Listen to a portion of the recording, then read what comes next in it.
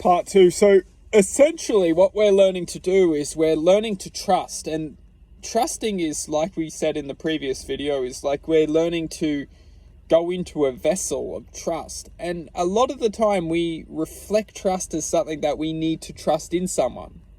But this is where we're very much, there's truth within this. But then the truth also balances the reality of knowing that everyone is constantly expressing different potentialities. So depending on our reflection to them will reflect differently to us. So therefore, trusting in somebody is really just a reflection of trusting in ourselves. Because if we trust in ourselves, we send the reflection of them trusting in us, which therefore balances that existence between a trusting relationship. If we can't trust in ourselves, we're sending off reflections of very much that existence or that reflection looking at us as an untrustworthy being, because we can't trust in ourselves. Therefore, we then interpret them as them not trusting in us. But where it all seeds from is actually the seed of knowing. And the seed of knowing is comprehending that life itself is the manifestation within. If we can't learn to trust within, we will never trust outside of ourselves. Trusting all starts from the manifestation within. How we start to trust and how we start to manifest within is very unique and very special for everyone. And this is everyone's unique activation. But what we can say as a whole is that trust itself is a frequency, and all we need to learn is to adhere to this frequency, which is accept this frequency for actually potentialities greater than fear.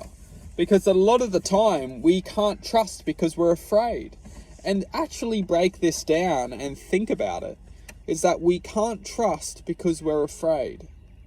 This makes absolutely no sense. Because it makes no sense, because we believe that we can't trust because it's going to hurt us if we trust again. But this is where we go wrong, is because we're looking outside of ourselves.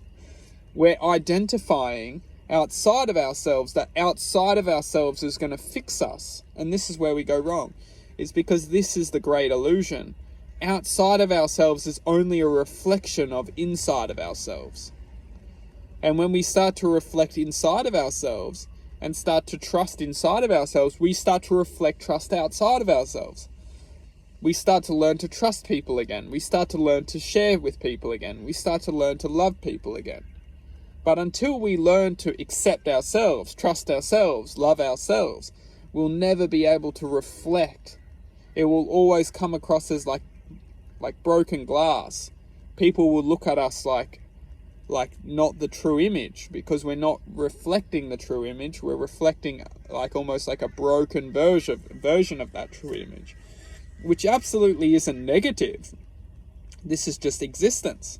It's how it works. People can pick up on these things. People can pick up on frequencies. And when someone interprets a frequency as not being true, they will see you as the reflection of that frequency. And therefore we want to look at people, and we want to know that people look back at us as like the true figure, but we interpret them as picking up on a different figure. Therefore then we lose that trust to an extent. But this is where it's all inverted, is that the true image or the true self can only be experienced inside of ourselves. And therefore when we start to experience inside of ourselves and start to learn to trust inside of ourselves, we start to interpret a different figure outside of ourselves. We start to look at life a different way. We start to bring interactions of life. We ultimately interpret life in a different way. But it all comes from the ability to interpret life inside of ourselves a different way. And we do this by love. It's by learning to love ourselves, by learning to bring frequencies to adhere this phony voice in our heads. Wrap this into a part 3.